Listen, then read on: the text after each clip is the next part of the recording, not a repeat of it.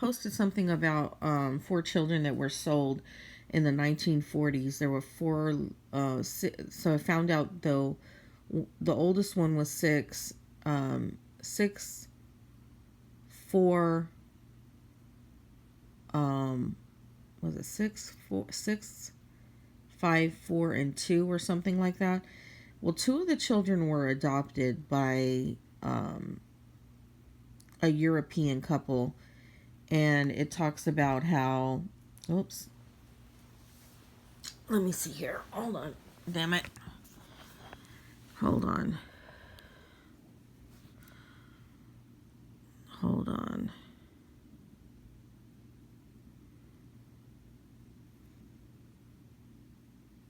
Hold on. Let me find it. Thomas Schaefer was the grandson or the son of one of the children that were adopted. Hold on. Where'd I lose my place? Hold on. I hate these little things here.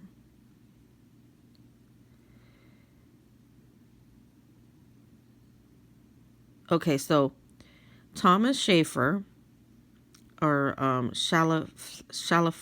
don't know how you say that name, Chalafoy. His father's name was Milton. He was the little boy that was sold in the picture. It says let's see. It says after years of abuse, a stint in a mental health clinic, and his schizophrenia, it was pretty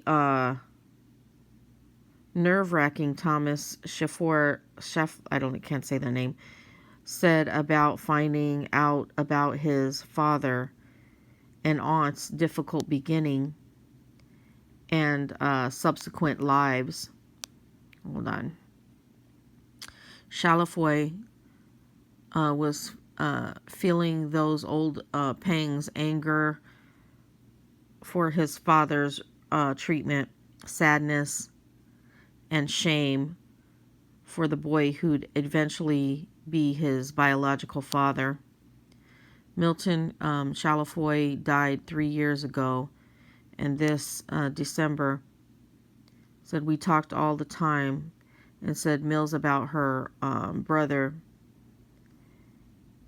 He left me a message. I still got got it on my voicemail.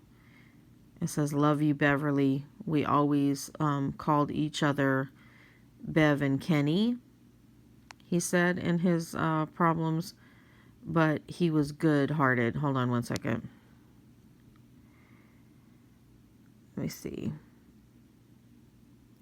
Anyways, let me not read through here, but what it was saying, that they were adopted and they were basically used. The children were used as slaves on this farm, and that they were abused. So not only were they treated as slaves on this farm, but they were also abused. Let me find where it was saying that. Hold on.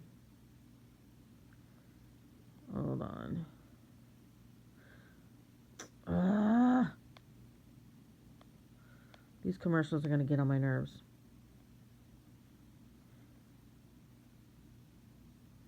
Yeah, so Thomas Chalafox, 42, was the son of the one little boy that was adopted in the 4 children for sale.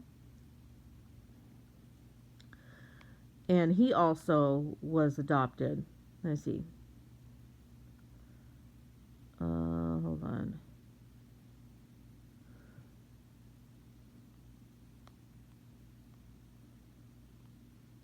So they had hired a private investigator to find all this stuff out.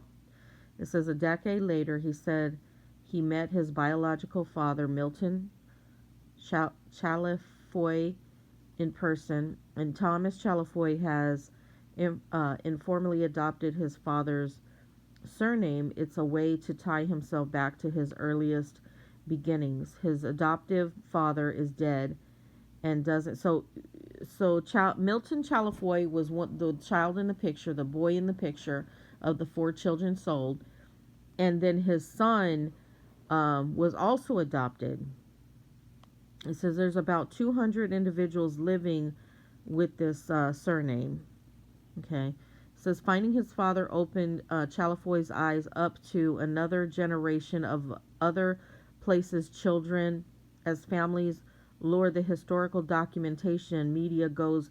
Milton Chalafoy and his three full siblings were sold by destitute parents when they were toddlers and preschoolers.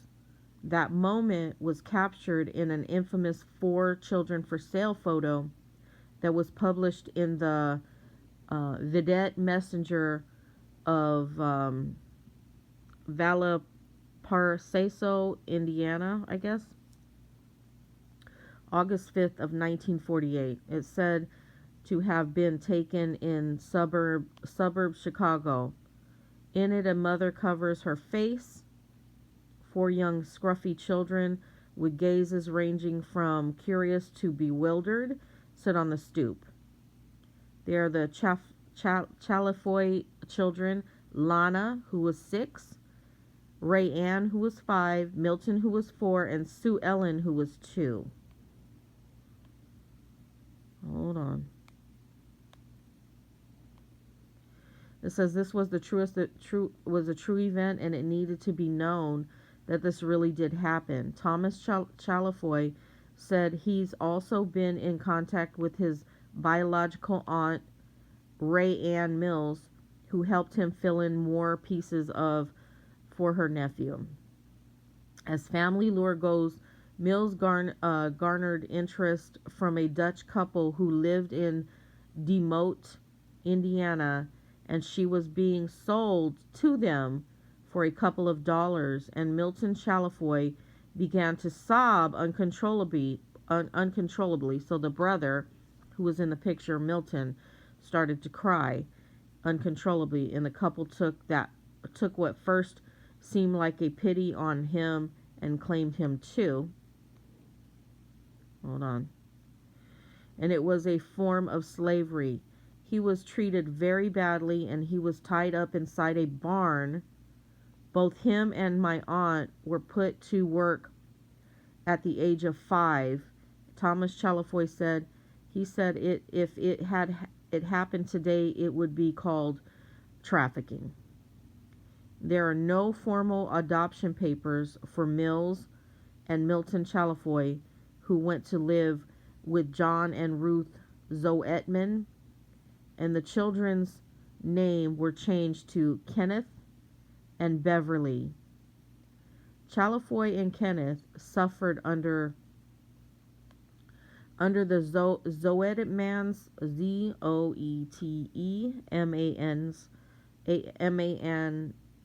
Zoetemans strict household, with an abundance of corporal punishments and neglect conditions. Most of his time he spent working or tied up in the barn with no more than scraps to eat. Mills said they'd fight rats off with a pocket knife, not being able to get out of their bindings, nor wanting to find out what would happen if they did. Mills found herself pregnant at the age of 16. Zoetman forced her to give him the baby away after about 6 months. She said she left the Zoetmans regretting to this day that she left her brother behind. It was horrible. I've told Thomas a few things that would happen, and he said, can people be like that? And I said, yes, they can. Mills said by phone from her home in Washington, Indiana. I think that's Indiana. So the 4 children were for sale story has been told to Indiana newspapers and the New York Post in more recent years, most notably when Mills was united with his sister, Sue Ellen Chalafoy, shortly before she died from lung cancer. Earlier this year, Mills said she discussed her story with Megyn Kelly for a segment on the NBS or NBC News Today. But Kelly is no longer with Today, and the story never aired. Mills and Thomas Chalafoy are disappointed that it probably never will. Chalafoy believes his family's story is important because slavery has been around in many forms, and in each generation. Milton Chalafoy left the Zoetmans not too long after Mills died. He ended up with an aunt and uncle. Mills said then he got in trouble with diagnosed with schizophrenia and was put in a hospital for a while. He struggled in his life, marrying a couple times, working odd jobs, and just getting by. He kept in contact with his sister. He was a bit nomadic, but generally lived around the Tucson area, Mills said. So this is the thing. So these children that were born and then sold in that picture lived horrific lives, being tied up in a barn. They were sold for like $2 each, tied up in a barn, worked to be slaves for these families that bought them. And then it said that his aunt, this is the storyteller, is the nephew of the son of the Milton, and the nephew of Rayanne, and she was sexually assaulted 16 years old giving birth, and then her adoptive parents, quote unquote, because it was not a legal adoption. I can almost imagine that he raped her because he took the baby, and then she left when he took the baby. So the people that had adopted the two of them. So you see how this dysfunction keeps on going and the cycles keep on going. And like they said in this article, this still was what we consider today as child trafficking. This was child trafficking. And my thing is, why wouldn't they want to air this? Why are they? What are we trying to cover up that this has already been taking place in the United States? Child trafficking. That children weren't cared for properly, like it's been. While we're sitting here talking about why babies shouldn't be aborted, what about the children that are already here? What about caring and making sure that the children that are born are safe, well cared for, loved, nurtured? So Milton, the little boy in the photo, after years of being locked in that barn by the people that bought him, became schizophrenic, had a lot of mental issues. Of course, why wouldn't he? And his sister, for all the hardships that they sustained and the traumatic, tragic life they lived. Is it a wonder that he would have that? And then he went on to have a child himself, his child that he had also went into foster care. And that child also is the one that's is writing the article, has gotten contact with a couple of the siblings in that four children for sale photo, and he's trying to piece together his whole life. Anyways, so this is my thought. This is my rounded all up thought. If we want to stop abortion from happening, right?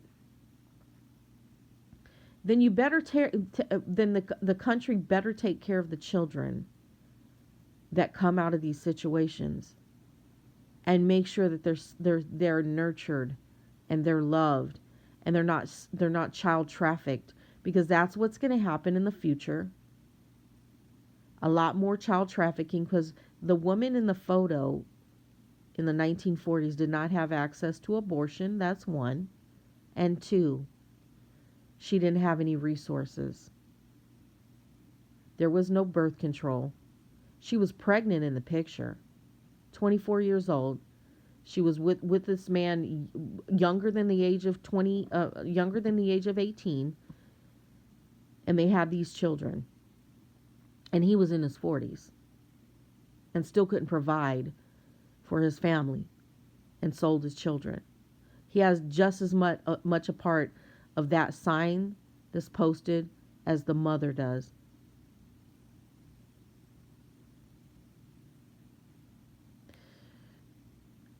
It's unbelievable. But there you go, child trafficking in the 1940s in America.